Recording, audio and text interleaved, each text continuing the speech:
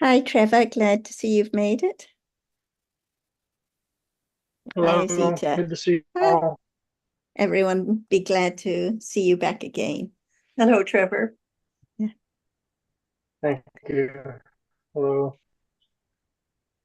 Trevor's back in North America now, so this is a convenient time for him. Good. Yes, it Yes. is. You're in San Francisco, are you, Trevor? I'm in Santa Cruz at the moment. Okay, Just yeah, little ways south. right. Well, I'm in Vancouver, British Columbia. Oh wow, that's nice. Let's This just is check Yeah, I if thought I would.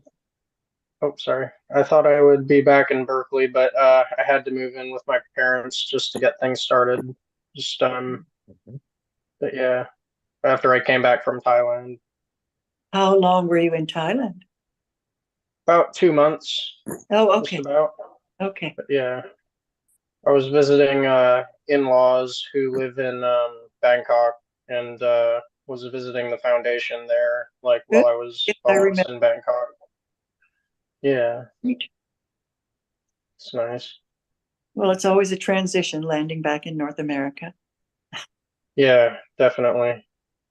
and I'm sure your Definitely. parents are glad to have to see you Yeah, and have some time together, so that's yeah, a I would think so. bonus. Yeah, and that's nice. Yeah. Let's just check if Ajan is here now. Ajan, are you here? Yes, สวัสดีค่ะ everyone.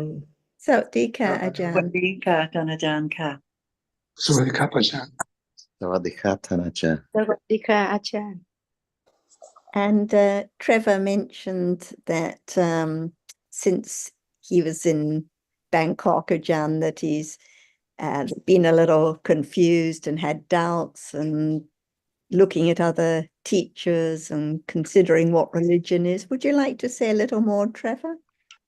well, yes.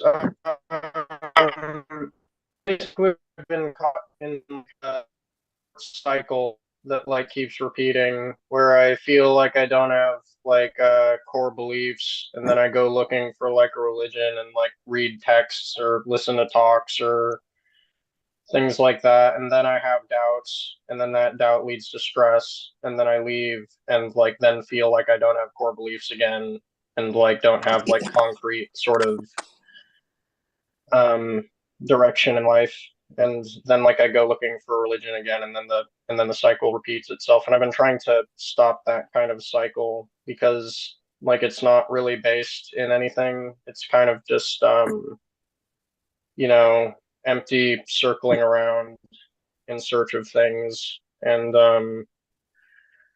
yeah, it just I back when I was at the foundation in Bangkok like I was having doubts initially, like about like how complex the teachings were and like my mental capacity to understand it. And like I was looking for like I guess easier options while I was in Bangkok, and I was going like searching and trying to find like a teacher. I went and that kind of spiraled off into like just searching and searching and like eventually kind of like dropping Dhamma altogether and kind of like going back to what I used to be practicing. And that predictably didn't work out. And I decided that, I need to just I need to commit to something. And and the discussions that I've had at the foundations with Tanajan and with everyone there, like, have been very helpful to me. And even though I don't fully understand everything that's being said, like, I felt like I should go back and like I have since then been reflecting on like the Dhamma teachings of Tanajan and kind of reading a little bit and listening to talks. And there are still doubts and there is still stress, but I have kind of made it a resolution to stick with this and to keep coming back because all of this is kind of just whirling around and it's not going to end until like I just understand something. So yeah, that's basically what's been happening.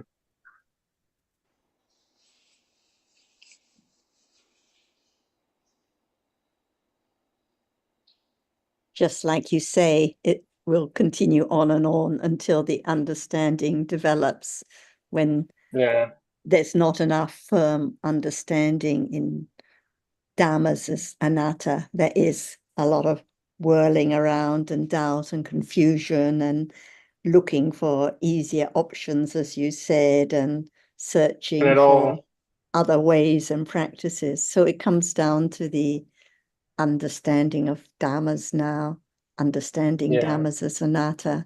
Otherwise, I is there always having doubts, always looking to do something to find another way. And That makes a lot of yes, sense. Yeah. yes.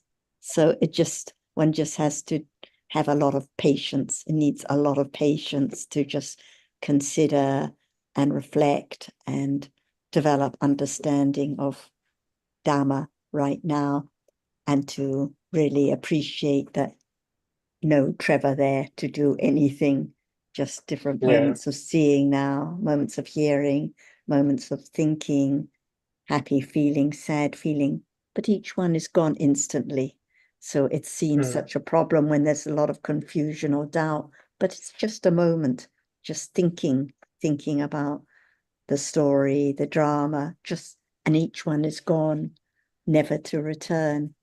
But Yeah. usually we take it so seriously, think I've got this big problem and this mental turmoil. But each moment of thinking, each little bit of turmoil is just for a moment and then gone. And the understanding is the only way. So it's not a matter of looking for a religion or making a resolution to stick with whatever, but to really understand, and like you are reading, considering, reflecting about now. And I'll pass to Ajahn because she will have plenty to say to you. I think that now everyone just learn to understand the truth. Where is the truth and what is the truth? Is it worthwhile to understand the truth? Because the truth is covered up. No understanding of what is the truth of life at all. So now we learn to talk about, to discuss, to understand the truth. So what is true now? How can we find the truth? It has to be right now. So true. It's there now.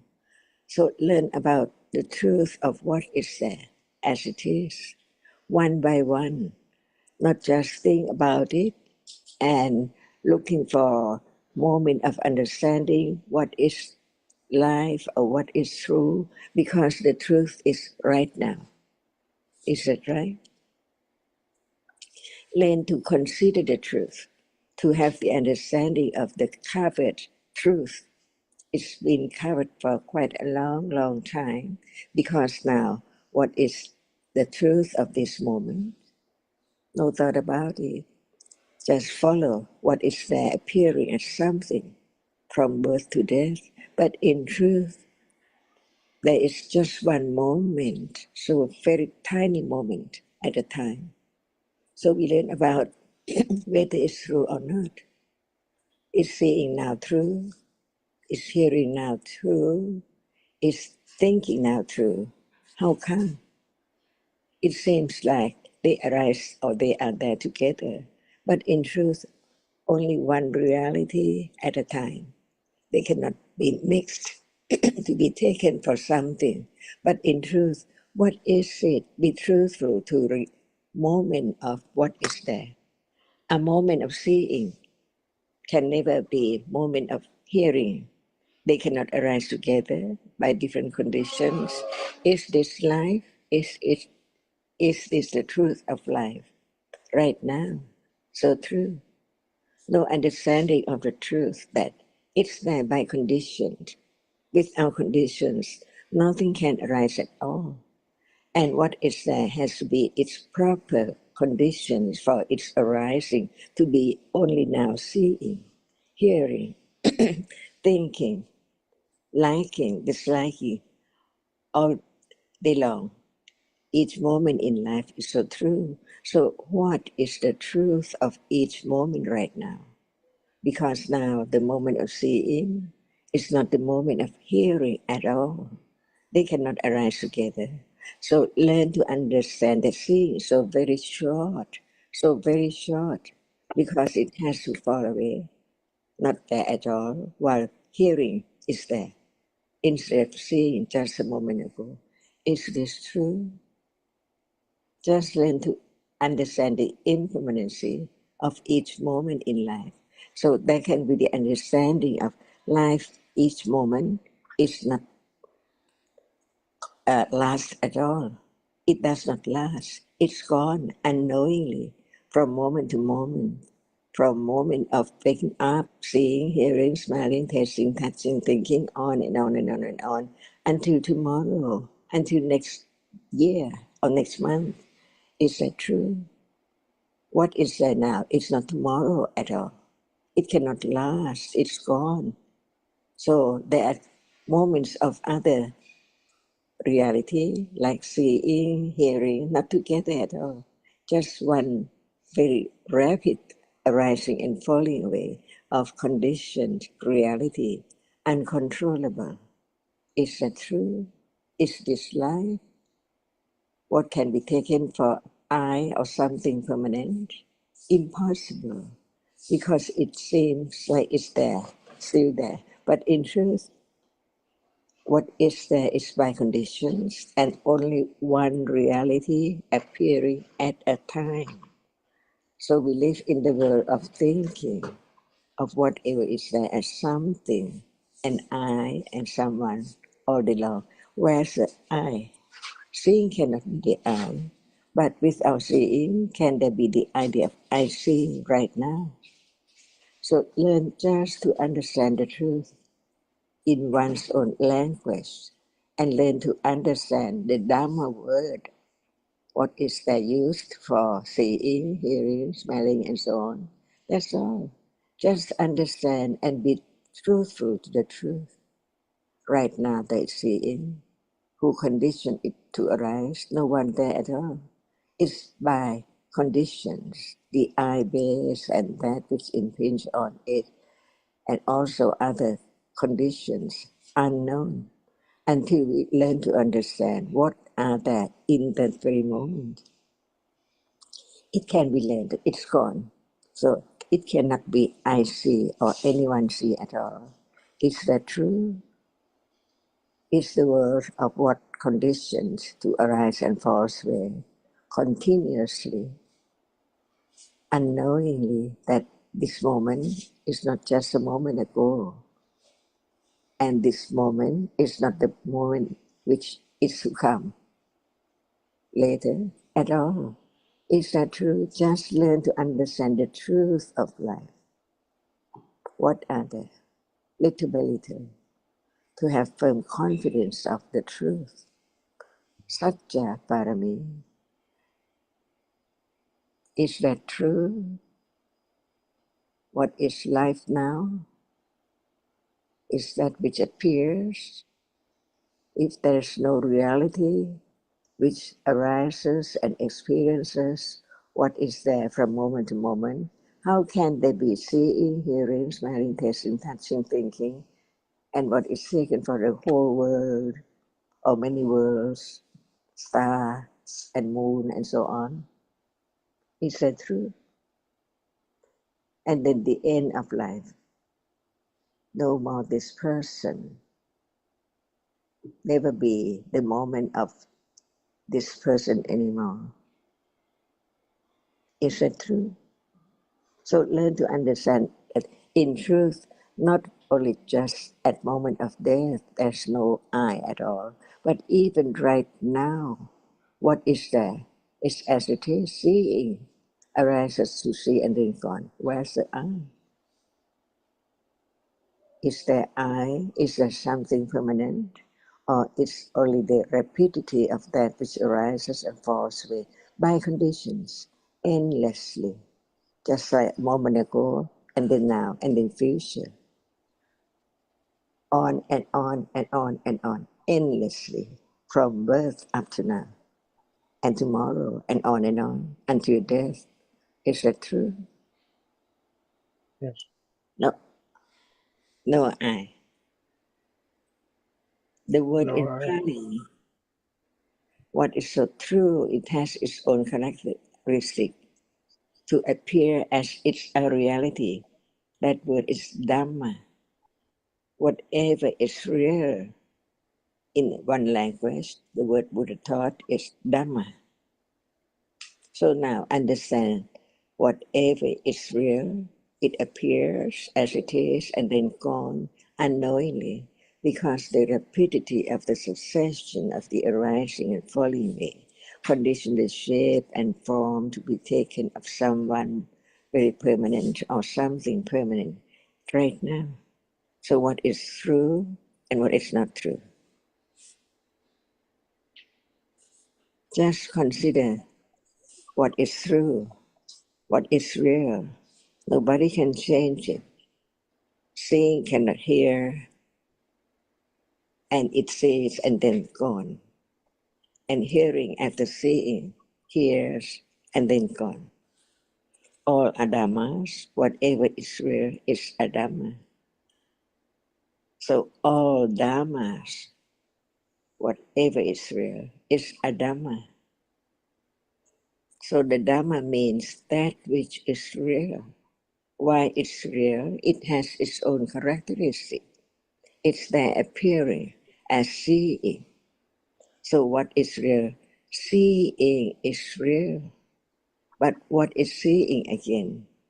Learn to understand the ultimate truth of that which is so very subtle, because it does not appear at the moment when that which is seen appears from time to time as someone and something.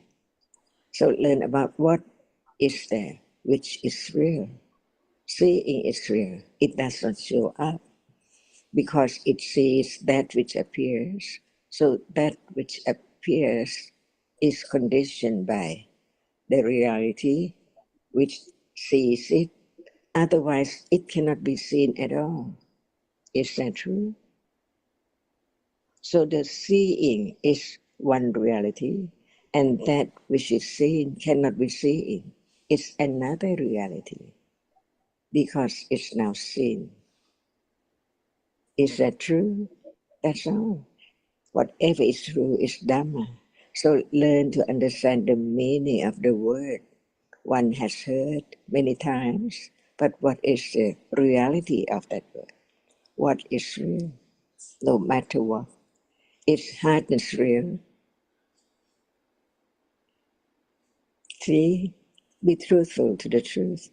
Be true to the characteristic which appears. It's hard for sure. So it's real. It's a reality. It's a Dhamma. So now, no doubt about what is meant by Dhamma. One word covers everything which is there. A reality, because it's there, appearing. How can it not be a reality? Now all are Dhammas, seeing, hearing, thinking, hardness, softness, whatever is true is Dhamma. Firm confidence of Dhamma is the reality which let go the idea of I, or something, or someone, or the world, or my life, or anyone's life, or life. Now, is that true? It's better to understand the truth, that's all. The truth is more subtle, so very subtle, that even hearing about the truth of this moment is just the idea or right understanding. If understanding that is so true, nothing is as true as this moment of seeing and that which is seen in a moment. And God, is that true? Learn a little more to have firm confidence of the truth of each reality. We talk about seeing, there is seeing, but not yet the understanding of what is seeing. What seeing is as it is. Does it appear? See, it takes time to consider whether it appears or that which is seen now appear. Different realities. One reality sees, which means it experiences the object which is seen only, that which impinges on the eyes. And that which is seen cannot see, but it is seen by the reality which sees it. Only at a moment of seeing is there. Seeing gone, and that which appears, the object of seeing is also gone. Never to arise again in samsara, only once in lifetime. Only once in samsara. See, this is life, very impermanent. So very short, just arise and fall away instantly. This is the first level of understanding about the truth. To be moment of beginning to consider and to understand the truth until it's firm. No matter what appears, it's only just a reality, and it's not there anymore. But the arising and falling away now is covered up. No one knows until right understanding is strong enough, keen enough, letting go. No understanding of what is there at all, taking it for something permanent, gradually, little by little, by itself, not by anyone at all. And this is the moment of understanding, developing gradually, little by little, because what are there in life has to be known. Otherwise, I or something is still there. Is that right? Is this Yes. Dhamma? Is this truth? All there. So listening to the word of truth about it, beginning to consider it's so true. Nothing lasts. It arises and falls away so very rapidly, unknowingly, until there is the understanding of each one as it is, until each one appears and then gone. So Panya develops to understand the truth, no one there at all. To be truthful to the truth, stage by stage, firmer and firmer. And that is the marker of the Eightfold Path, the first one, Sammaditthi. It's only Sammaditthi, right understanding only, which can understand the truth of what is there. So the more understanding, the more development of Sammaditthi, and the more development of the Eightfold Path, the Ariya Satya, the fourth one. No one beginning to understand the truth until it appears as it is, no one, no thing at all, as it is, in a moment. But still, Buddha said, only by appearing as nimitta. Whatever is there now appears by way of nimitta, which means the shape or the characteristic of whatever. For example, seeing now. Just one moment of seeing what is seen cannot be anything at all. But now, flowers, doll, bed, curtain, on and on. So those reality have to impinge on the ibis. How many times, how many moments to condition what appears as something with shape and form, different, to be taken for different ones, different people and different things. That's life is.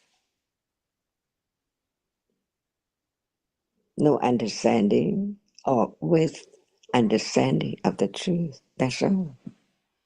Mm.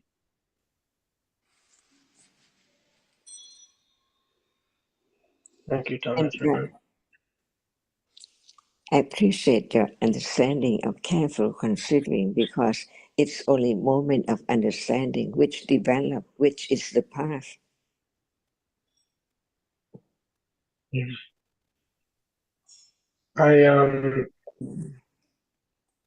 I guess I was wondering if the truth is there in each moment and all that needs to happen is understanding to arise in that moment to understand it.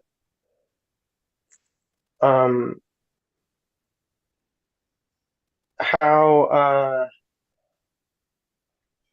I guess what I was getting at is, I mean, there's that trap again of falling into what do I do to understand this and to be truthful to it. But as we've gone over before, like that kind of like presupposes an I that understands and does and acts.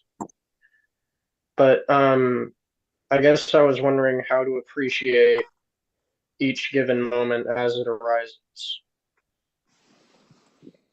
When you say the truth, sorry, go on, Ajahn. Yes, please continue. Just briefly then, Trevor, when you say the truth is there in each moment, it's not quite the way the Buddha put it.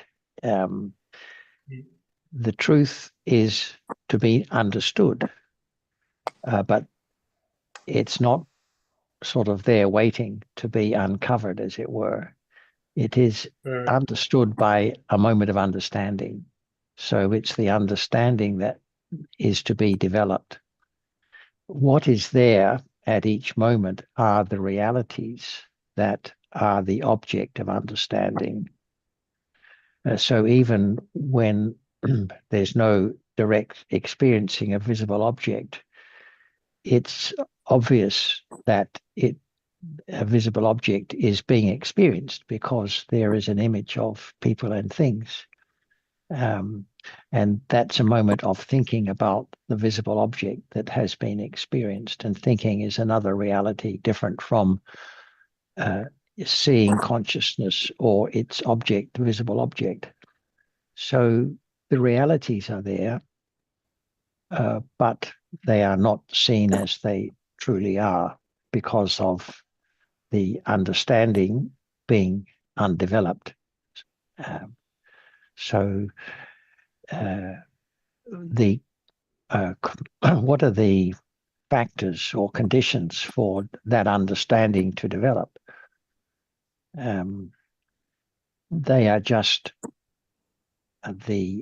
one has to hear the Dhamma correctly explained in a way that's appropriate for our level of understanding. And if there's an interest in the Dhamma, that will trigger considering what has been heard, reflecting on it naturally, not because of directed effort, but reflectively from time to time. And that reflection can be a condition for things to be seen slightly differently than they have been in the past. So it's a slow process, a gradual process, but what can't be done is any kind of direction on our part to uncover the truth, as it were. It needs patience. It needs confidence in the fact that the right conditions will lead to the development of understanding little by little sometimes, and it can happen unknowingly, but over a period of time it can become apparent that the understanding is being developed. And like you say, Trevor, it's a trap. What do I do, or how shall I? So I is the trap that gets in the way all the time, and the understanding is developing, just the way that you could appreciate that that is the trap, and that we're talking about dharmas that are anatta. So it takes understanding to consider wisely about this point and these details. And as you said before, there's much that isn't clear or isn't understood. It's like that for everyone. So don't think about not having enough mental capacity or anything like that, because from our point of view, you've only been listening a short time, but there's been a lot of careful considering and reflecting and understanding and confidence to come back and hear more and appreciate that it is about the truth of life at this moment that is being discussed.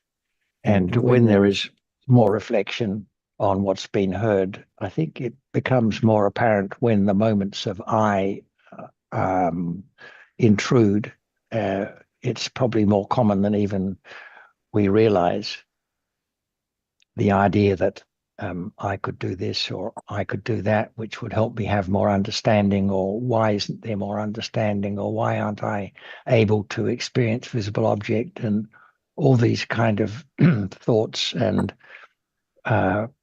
ideas will arise from time to time, but we appreciate that they can be understood as just another moment of thinking, sometimes conditioned by wrong view, accompanied by wrong view, and they can be understood also.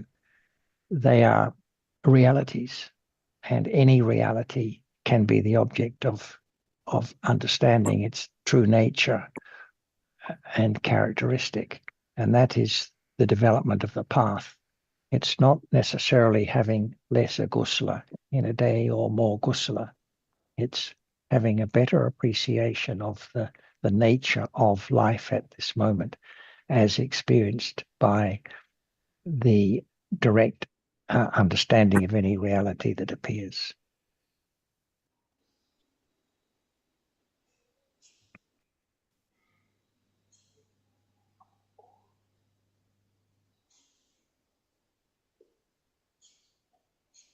Yes, I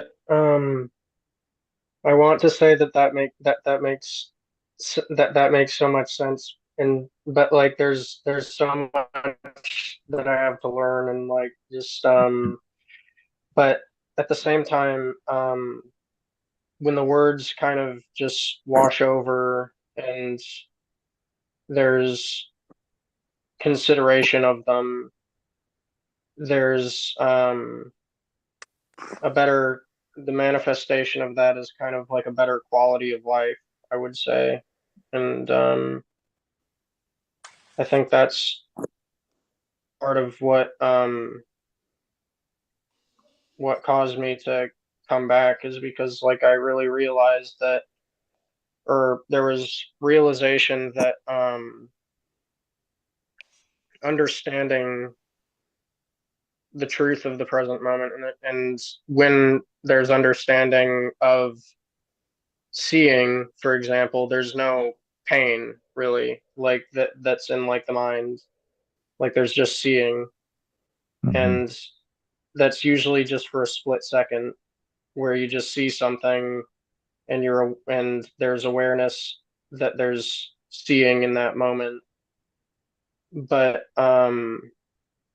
in that moment there's no focus on the thinking that's causing the stress and like the mental agitation.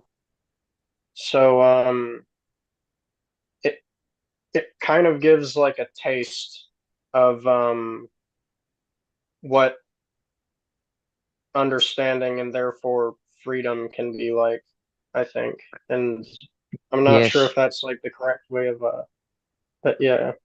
Well, of course, the moments of kusala, wholesome consciousness, whether it's with understanding or just generosity or consideration for others or respect or whatever, are calm. And it is a relief from the mental torture that may be appearing at other times. On the other hand, life continues to have its ups and downs, no matter to what extent understanding is developed. So it's never going to be a bowl of cherries. And particularly if one has accumulated tendencies for mental torture, as it were, those tendencies, of course, will continue to manifest from time to time, hopefully not as much as before, but the development of understanding is not a therapy for one's accumulated tendencies. Of course, it is in fact the only remedy in the long term, because any other way of trying to deal with unwanted mental states will only be a temporary suppression. So the development of the path is the only long-term remedy for those also. And it is But a it kind is a of long torture. Yeah. It is a kind of torture when one's looking for different practices and different ways and shortcuts and clinging strongly to the idea that I should do something and it should be different from how it is. That is a lot of torture. So yeah. letting go of the burden means letting go of the idea of I that can do, I that should be this way, I that should follow a Yeah. shortcut and so on. So understanding is letting go of the burden little by little. Yeah.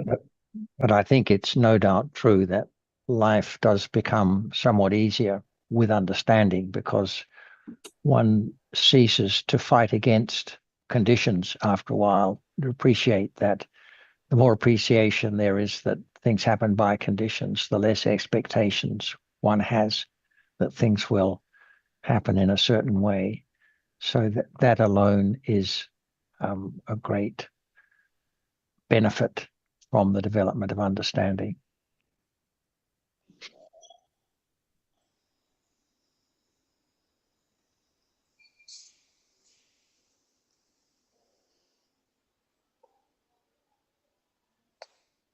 Nina, I'm glad to see that you're joining some of the Zooms. Nina's in Cambodia, for those who don't know Nina.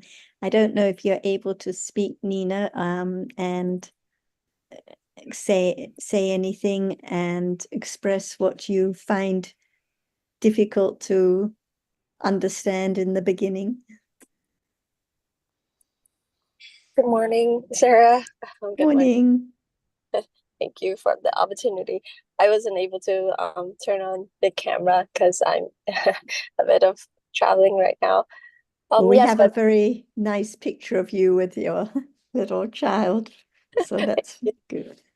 thank you so much. I've been listening all these times. The condition wasn't right. I couldn't join the Bangkok because I had a flu. Oh dear. Yeah. But it was very nice to follow each uh meetings there, especially the one you had your swimming coach coming in. David, yes, you might like to listen to that one, Trevor. It was his first Yes. visit to the foundation. I'll see if I'll find a date or a link for you afterwards. Yes, and Nina only met Ajahn very recently for the first time in Cambodia, but really appreciates the Dharma a lot. Yes. Yes, I have. That's really nice. Thank you. I picked up what Jonathan has mentioned yesterday. Not yesterday, on Saturday, how our conversation needs an association needs a group to discuss again and again just to be associated to this group will be the path, to consider it again and again, because the reality is there, but it's not us. It's the clinging to ignorance, the idea of I that cannot let go, that the intention of achieving something in a very short time. So thank you so much. I do have similar to Trevor, I do have an idea of wanting to understand how a discussion or how a topic should be raised for all of us to continuously on our own trying to develop this understanding. Basically is because every time we don't listen to a Ajahn or the group discussion, we live in this reality, but we somehow it's not attached to it. I mean, it's not present to it. You know what I mean? Unless we come back and associate, then the idea of trying to understand, the idea of understanding really clings there.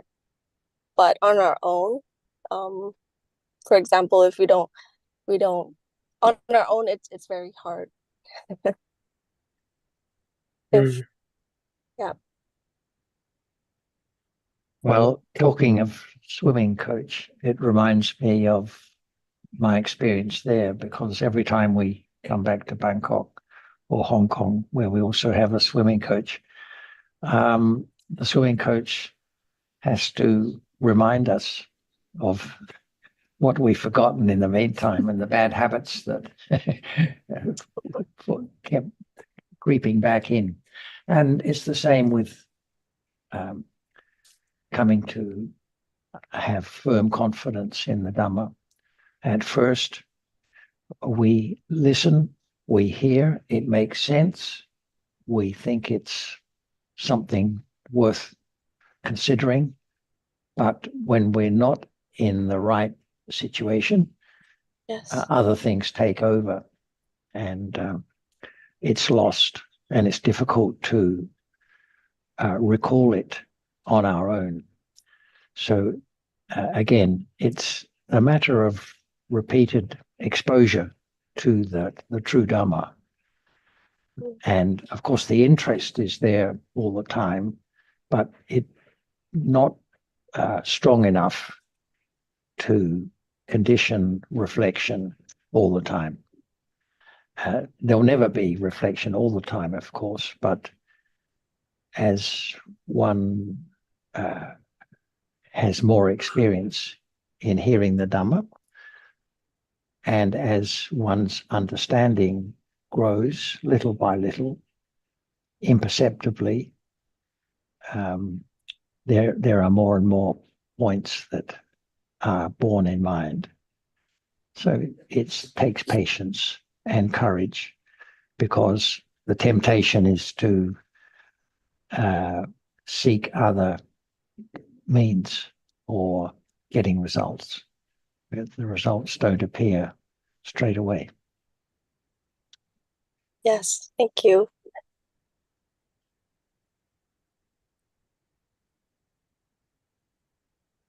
Let's see if Ajahn would like to respond to any of your comments or Trevor's last comments.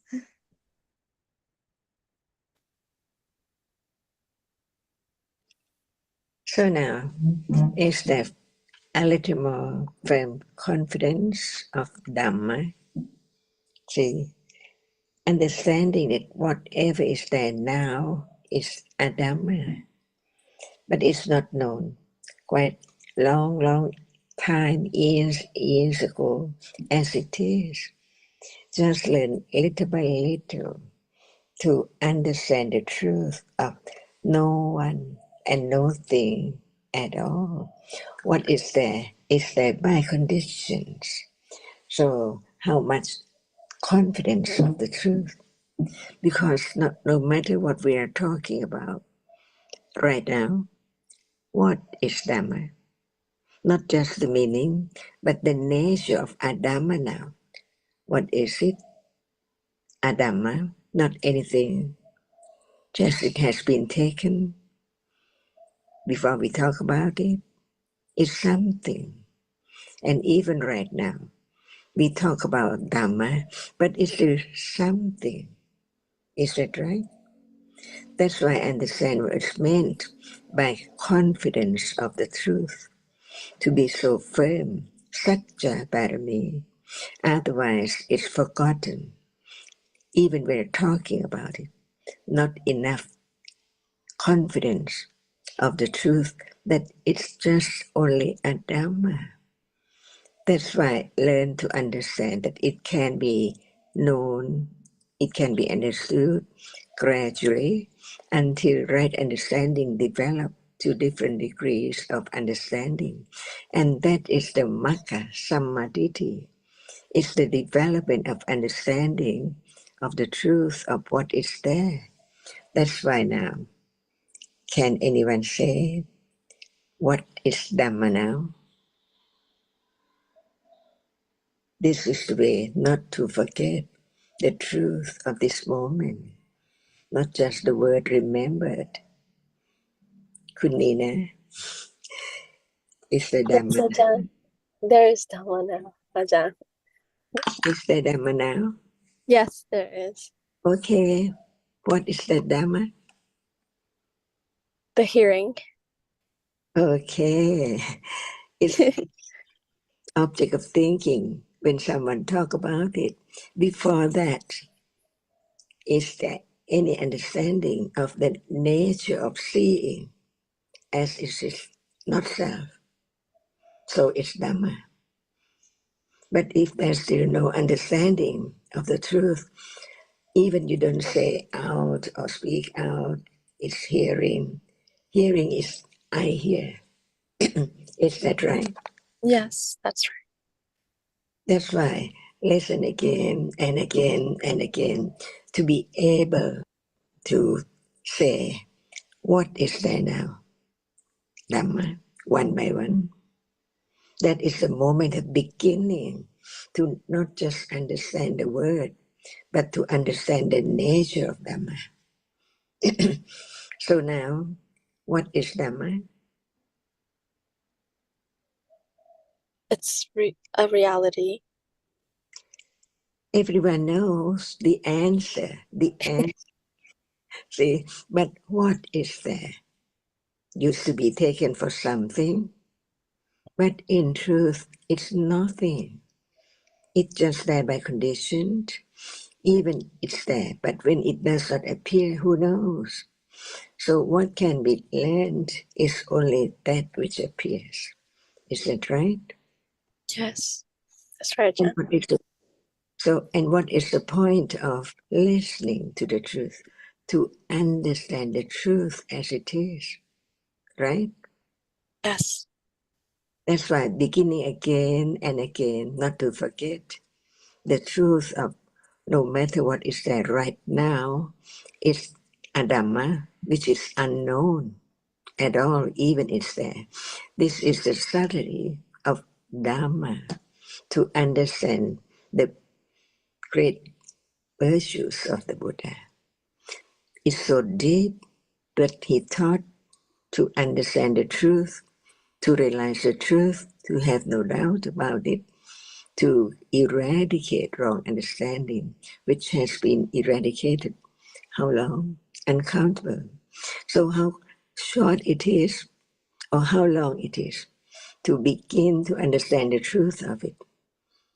So we talk about the Dhamma again, but not the word Dhamma.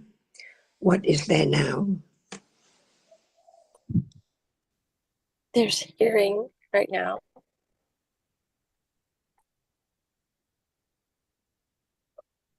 Is there only hearing? No, there's also seeing.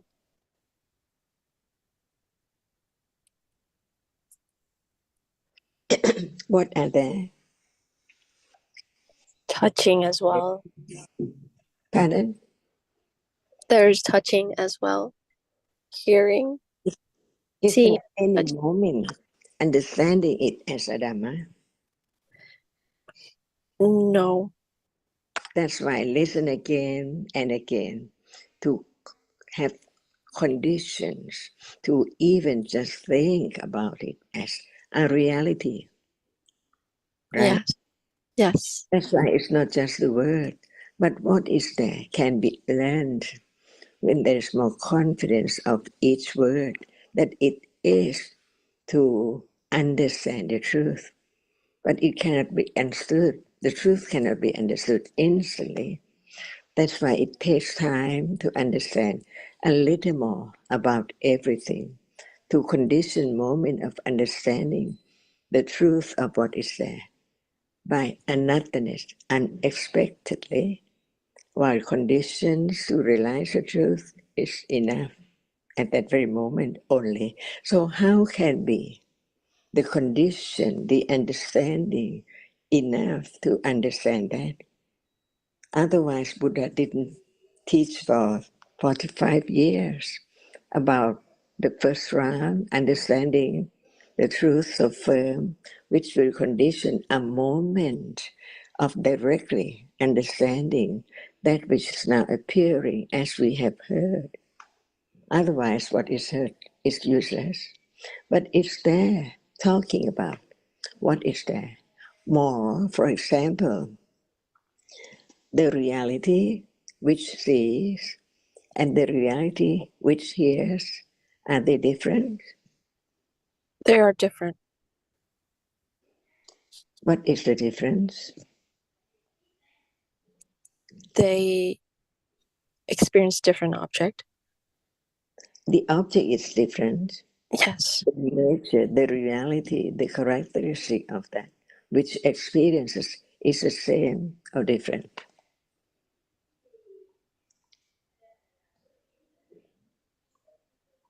Firm I would- confidence of Dhamma in order to realize it, to begin to understand it when it's there, gradually.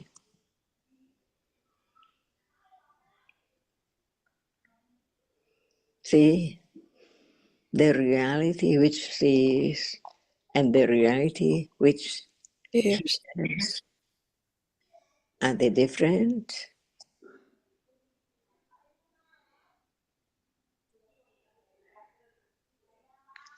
It's there now, see? Learn to get closer to the truth of this very moment. It's there. How much understanding? Otherwise, it's useless. So it's not just hearing, there must be considering by hearing again and again and again until it conditions moment of careful considering about what is heard to understand what is there at that moment, no matter when or what. Is that the teachings to understand the truth? No other way at all. So learn to consider the truth, whether that which sees and that which hears, are they different or no difference at all? Yes, Ajahn.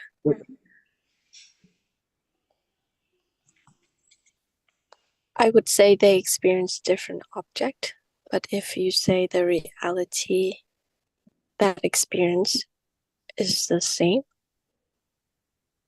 The object is different, the Yes. moment is different, and the seeing is a reality which arises to experience no matter what.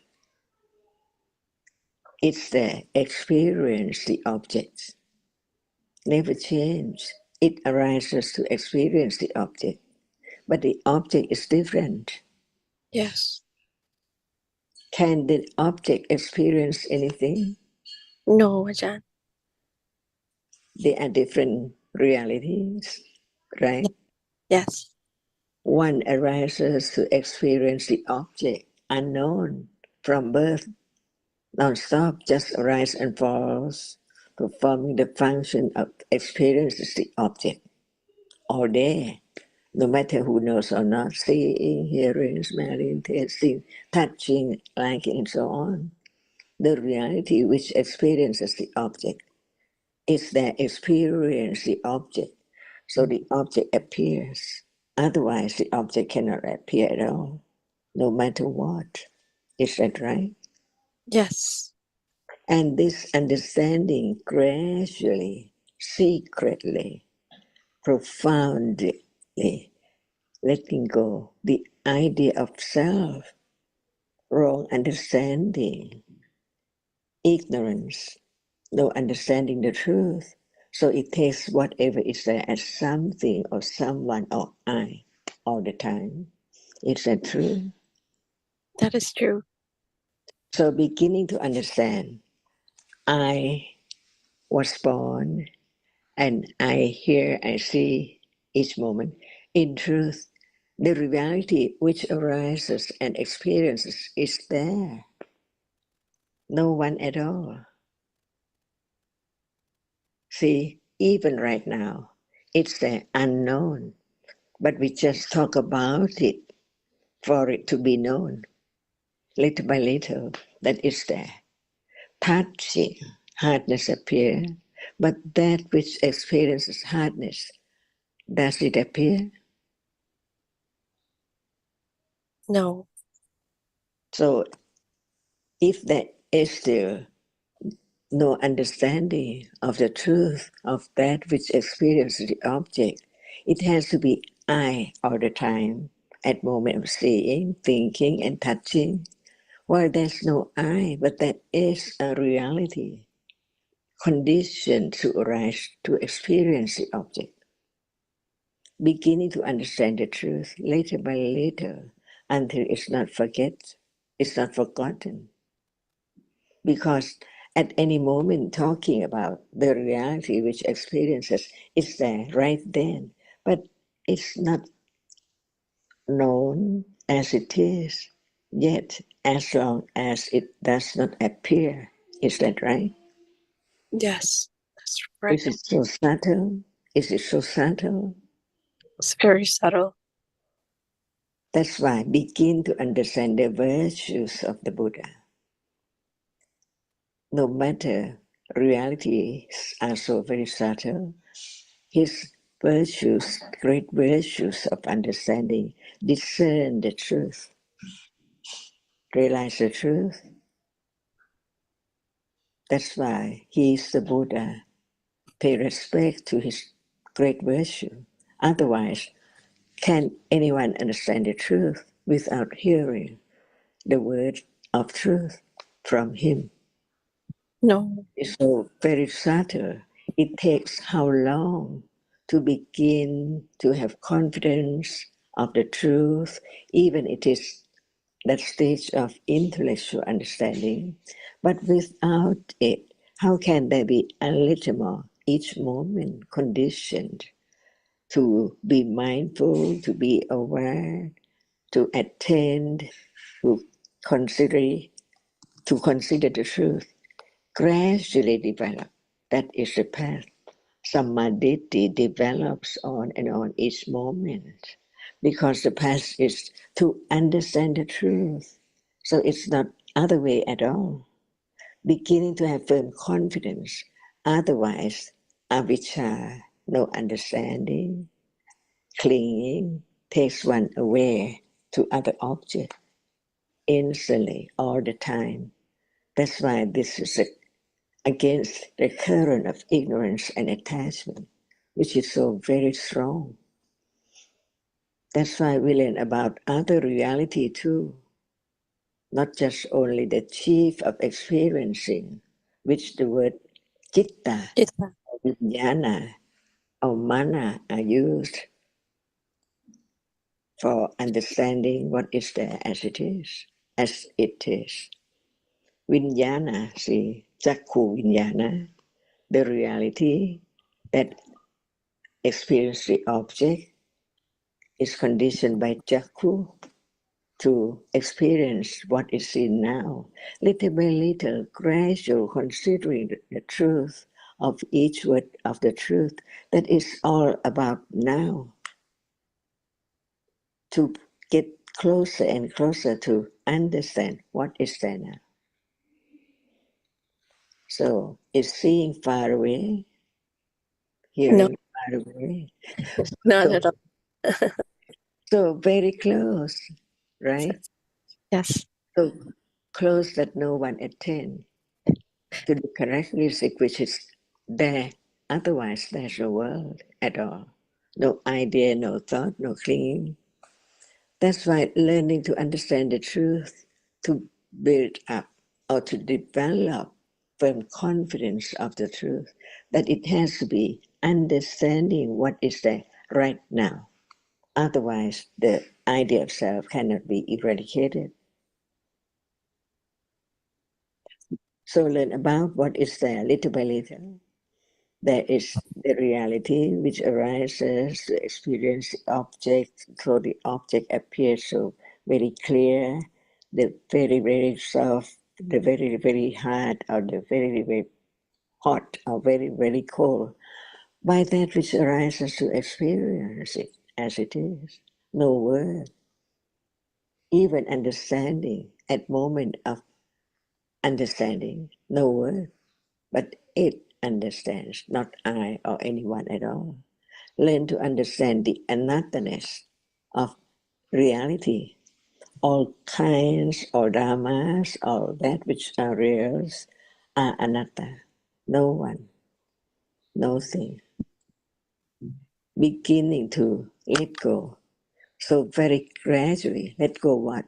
No understanding of the truth that what is there now is just a moment, conditioned, no one there at all. Firmer and firmer and firmer. And this is the only path, only way to let go the idea of self and other Dhamma, unwholesome realities.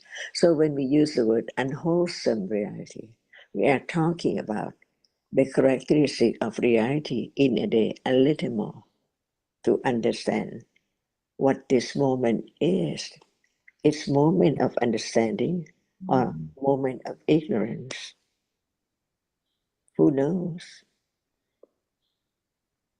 Who knows?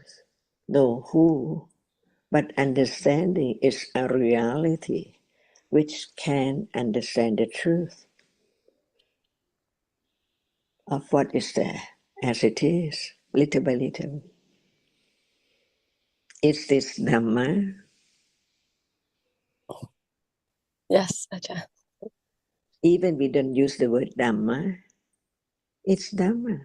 It's Understanding more and more of what is meant by Dhamma. Not just follow the word Dhamma, but the reality, each reality, even ignorant, is a reality, yes. opposite of right understanding.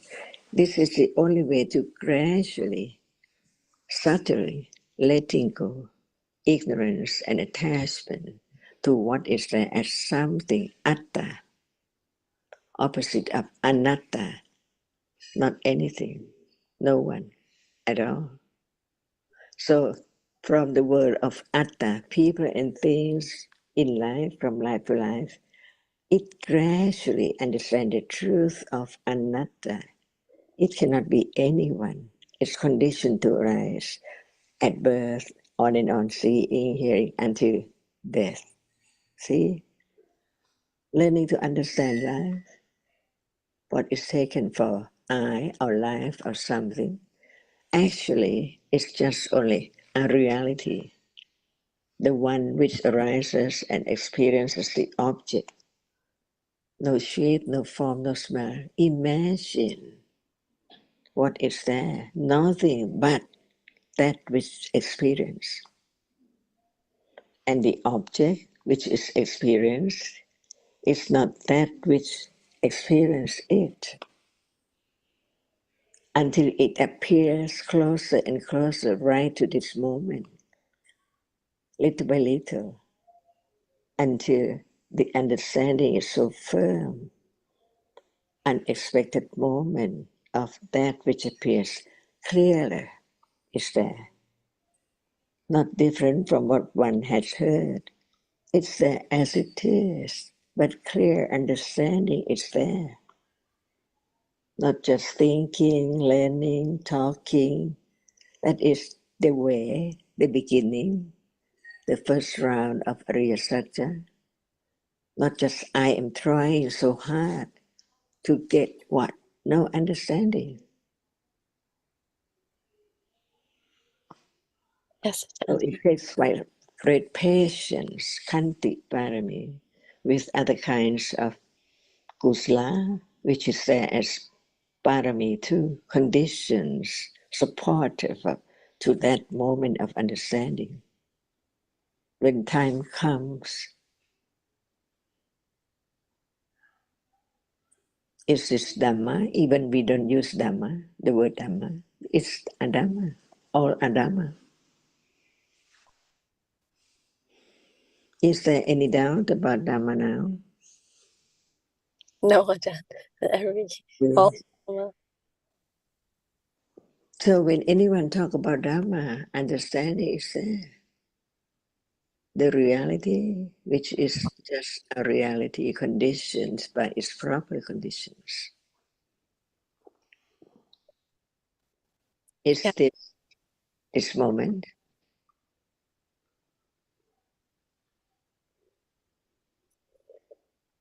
Is it now, this moment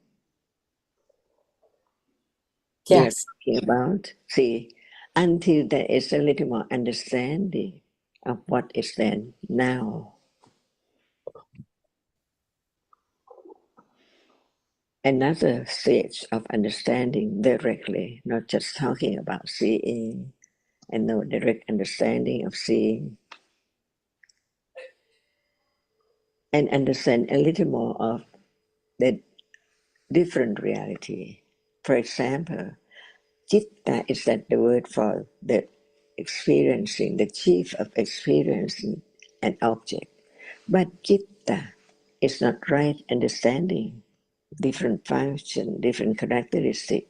So learn a little more of different realities there. yes, Ajahn.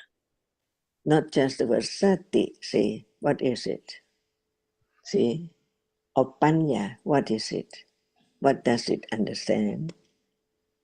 What is the object of awareness and what is meant by sati, see, not just the word.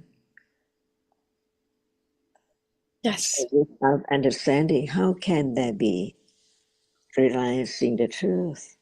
Because realizing is understanding at level of penetration, the truth as it is.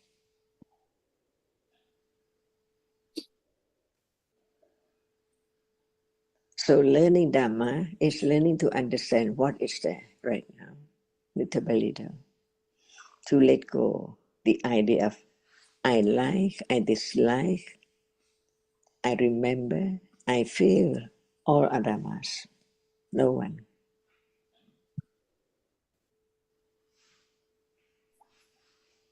yes, Ajahn. So do we have to look for Dhamma? No, Not at all. not at all. It's there. It's there, unknown, that's why learn to understand it. Not by oneself, because one hasn't conditions to be able to understand it. Not enough intellectual understanding. Or even Dhamma, what is it? No one knows until it's known.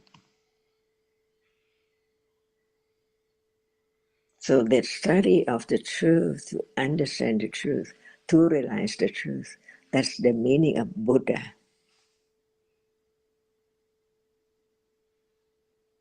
Buddha Dhamma.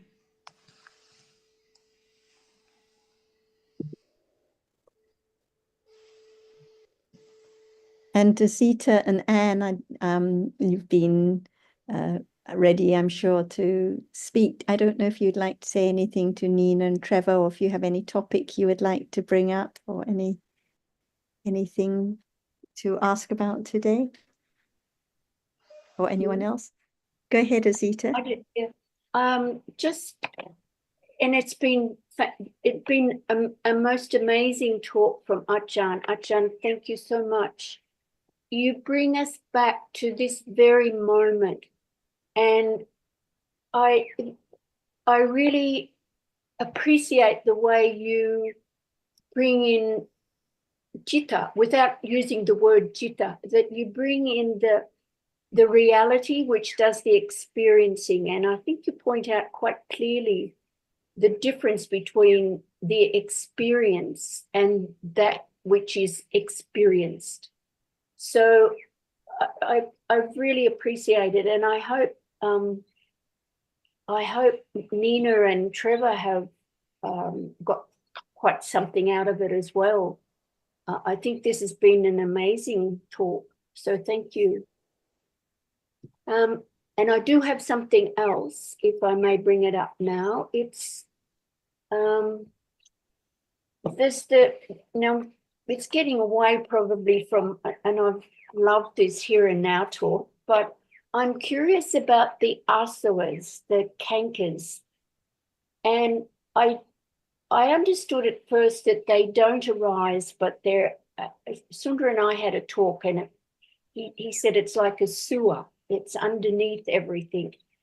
But so there's the asavas, the yogas, and the ogas, and they're all the same jetasikas. And I don't quite understand how they operate. Can you explain, please? Like, for example, if there's dosa or loka now, that's not cast as an asava, is it? No word, but it's there. Are you there? Are you there? Am I there? Yeah, yeah. Conventionally speaking, I am, but in reality, there's no I.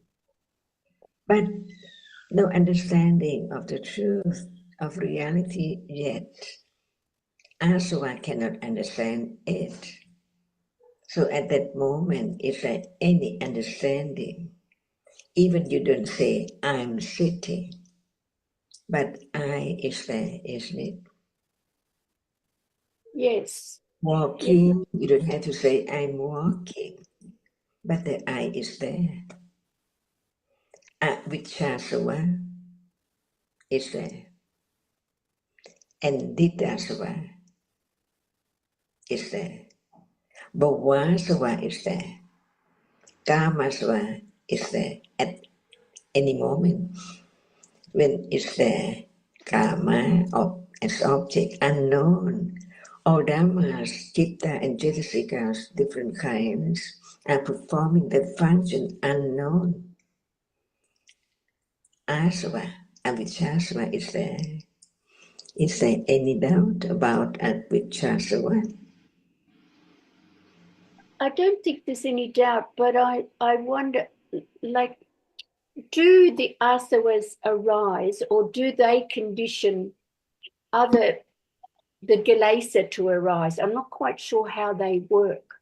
Maybe I can just give a very quick summary for the benefit of Thanks, Trevor Sarah. and Nina. So these are very subtle defilements that arise. They're conditioned by the latent tendencies, they're nusias, which don't arise but are like germs carried with each citta. But the asavas are the very subtle kinds of attachment, ignorance, and wrong view that can arise very quickly, even in a sense door process. So after the seeing arises, which we've talked about, which is different from hearing because it sees the object. It cannot hear anything. It cannot think. It sees what is visible. 3 more cittas after the seeing, and then the very subtle clinging or ignorance arises instantly. No one can stop it. No one can change it. No one can make it last. No one can make it go away. It arises very quickly and is unknown. It oozes out. It's like a intoxicant that just oozes out and conditions stronger attachment, stronger ignorance afterwards in the mind or process. So the karmasava, which Ajahn was mentioning, is the subtle clinging to sense objects. So after sees what is visible, then the karmasava is a very subtle clinging to what is seen instantly. And avasava, which she mentioned, is the subtle clinging to experiencing, subtle clinging to life, subtle clinging to experiencing life again and again. The ditthasava is the very subtle wrong view.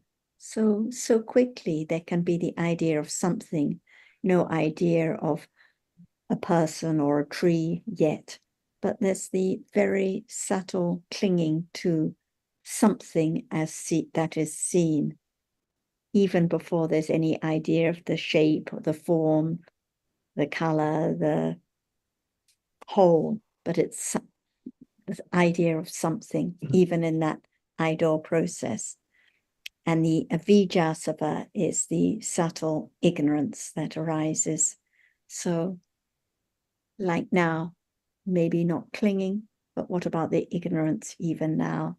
So it arises all the time, again and again. So the more understanding, the more appreciation there is of just how much clinging, how much ignorance there is, which doesn't even appear.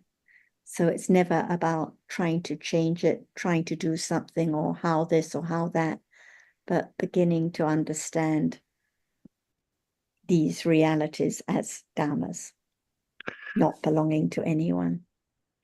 And Yes. can I just Go. add Oh, briefly sorry. that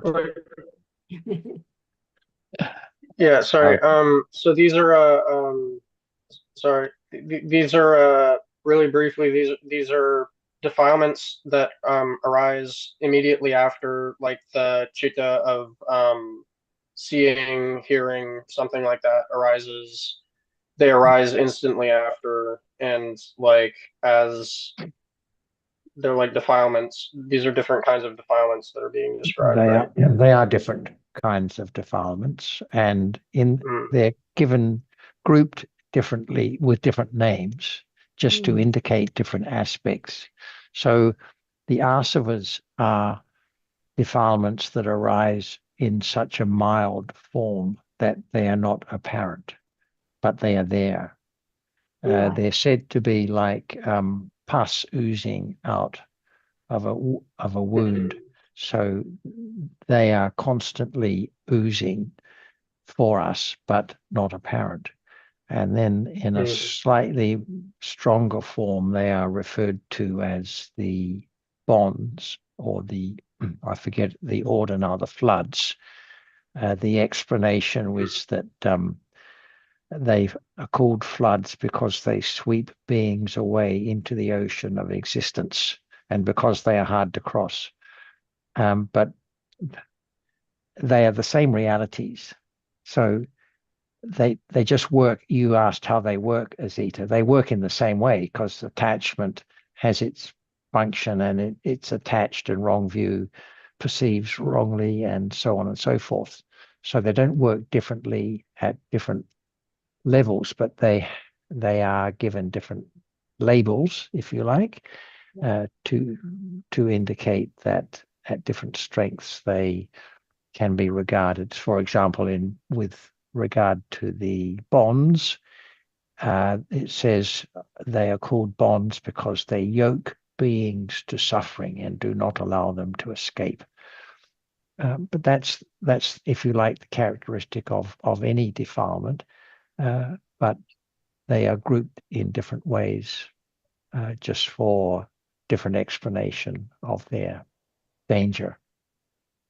Okay, that's great. That's cleared up I have been mixing up the asavas with the anusayas. Mhm. They're the latent, anusaya are the latent tendencies. And they're the ones that lie dormant in every citta. Is that correct? Okay, so I was Yes. mixing that up with Yes. the asavas. And so Yes. this explanation has really cleared up my query. So thank you.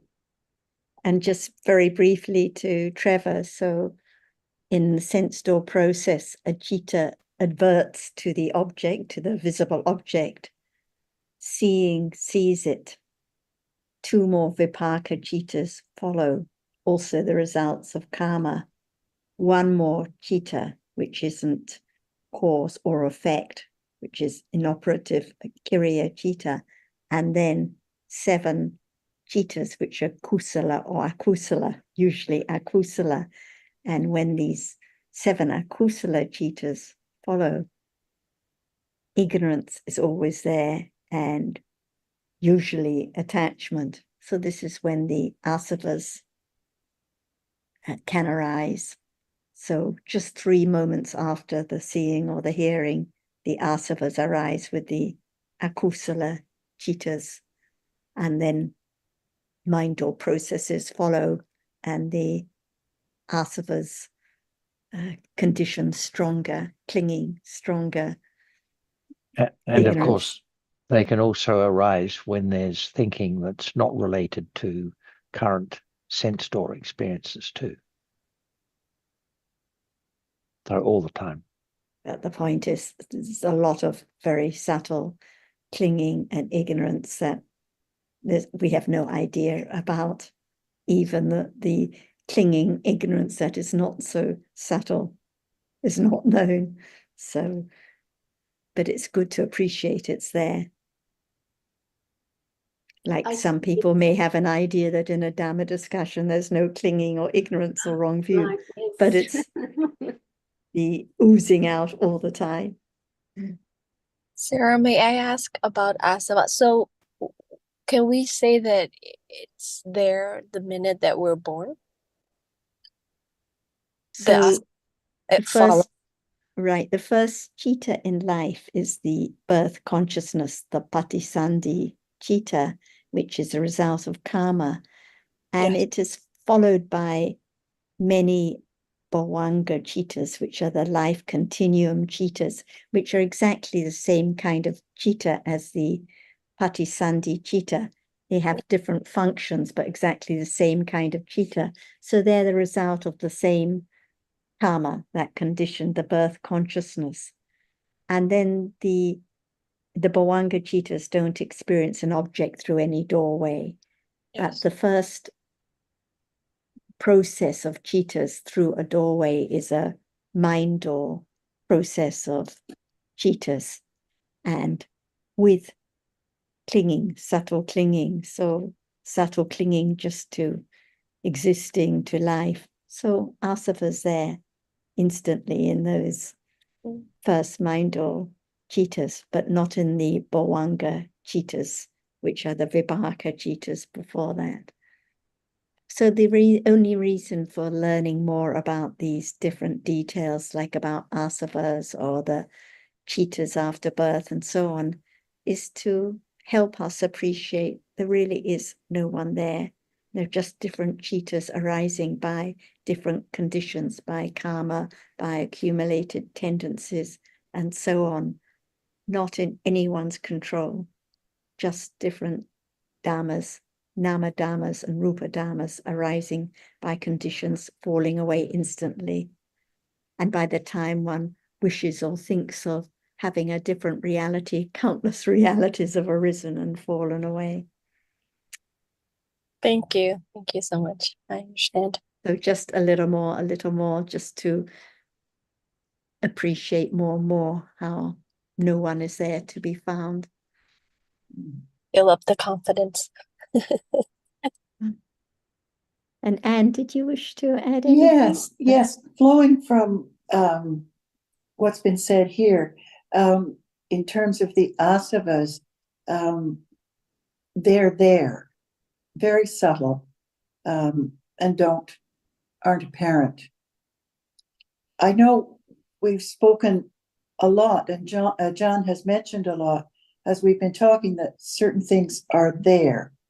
And I had taken it to be more than just the asavas.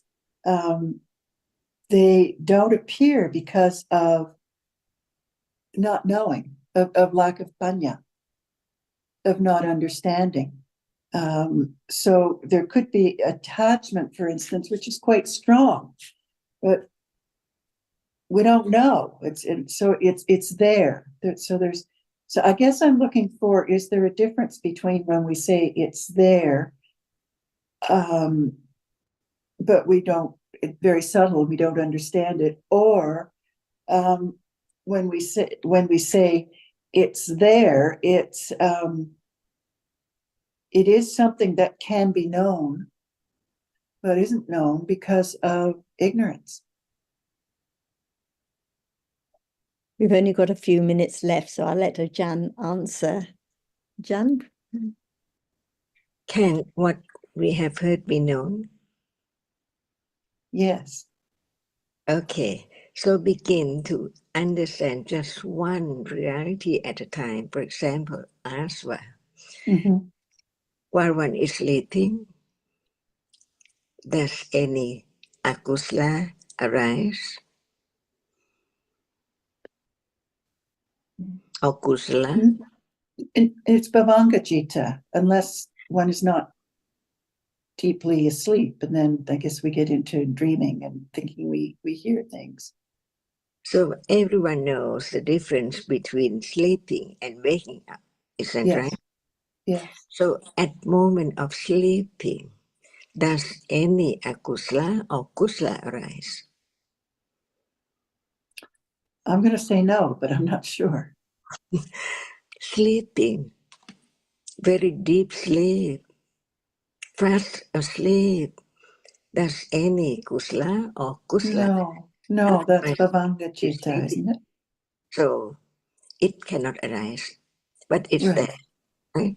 As what kind of kilesa is there but does not arise, never arise at all? What is that? There. Not the word, but the truth. We heard the word, but what is it and when is it? Can it be known? While one is sleeping, fast asleep. Does any... Well, it can only be known after there's been a sense store process. Not at moment of sleeping at all. No. Nothing is known. Right. Where Yes. are you? Who are you? No Yes. idea. But the difference is moment of sleeping and waking up. What is the difference? The difference is that there are different namas and rupas that can be known because the interruption to the bhavanga jittas. That is thinking. That is thinking. That's thinking, yeah. But what is there as soon as waking up? Instantly. I am. I. Yes. Right? Yes. Is it known? No. It's not known that it's, yes, it's known, but it's not known that it's ditthi. It's asva. Okay. It's asava. If Okay. it's not kusa, if it's not satipatthana or anything, it has to be asva. Okay. Those who have realized the truth, Arya Satya, doesn't have that kind of asva. No Tita asva anymore. That's right. Yes. Right. Learn So to understand. it's there. Again, very, very subtle, not known, but it's no longer deep sleep, the bhavanga. So jittas arising following that, there will be asavas. As soon as they're seeing right now, Yes. it can be the moment after fast asleep. right? Yes, It's not sleeping. So Chitta experience the object of this world, yes. knows I experience, I Mhm. see, I think. So Atta, Titi, Avijja, Yes, Asava. So when there is understanding, the kilesa is gradually become less and less because of yeah, understanding it.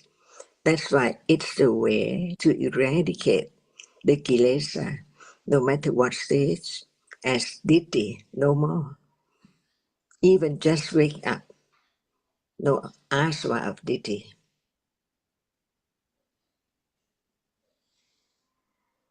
just waking up. No, no, not. But isn't that? I thought we just talked about there being I, sense of I, which would be Even there's no word, it's I. okay. It's there, but not known. That is us. Okay, okay. Thank you. But there, I guess maybe I haven't paid enough attention to other things that we have been talking about, where you will say, but something is there. Yes, Is it always an asava that you're referring to? It's a tough question with no example. is there. What chitta is there at that moment? What Just citta is there? A kusala citta. so aswa is there, unknown. That Okay, it is akusala and it is aswa at level of aswa. yes. And then there's a kusala that is not at level of asava. Yeah. So right now, is there aswa? Yes. See, depending on the degree of kilesa. Yes. Okay, so it's a matter of degree we're talking about. Thank you. I think that helps. This And is even when it's Dhamma.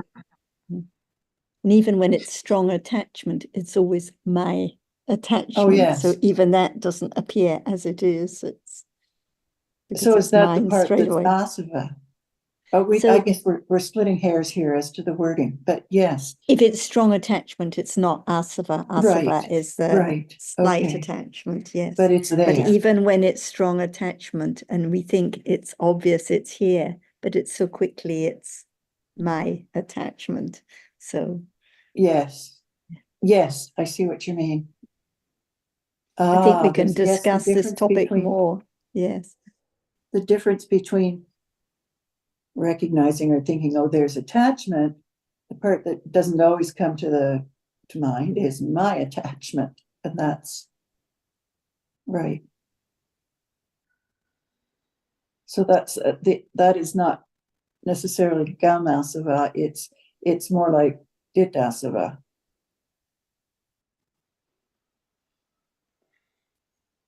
And even when trying to pinpoint what it is, what is here, asava, gone. even at that moment. Yeah. No, it's gone. It's gone. Way gone. Yes. I'm just trying to put into words things that may or may not be correct. Sorry.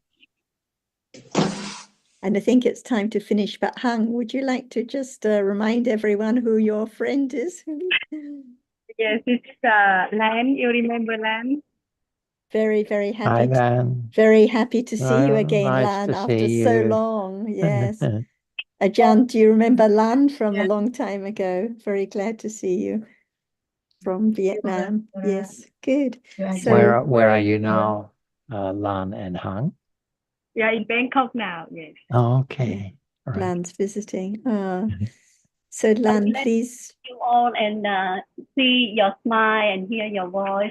Yeah, same with you. Very happy to see your smile too. So if you can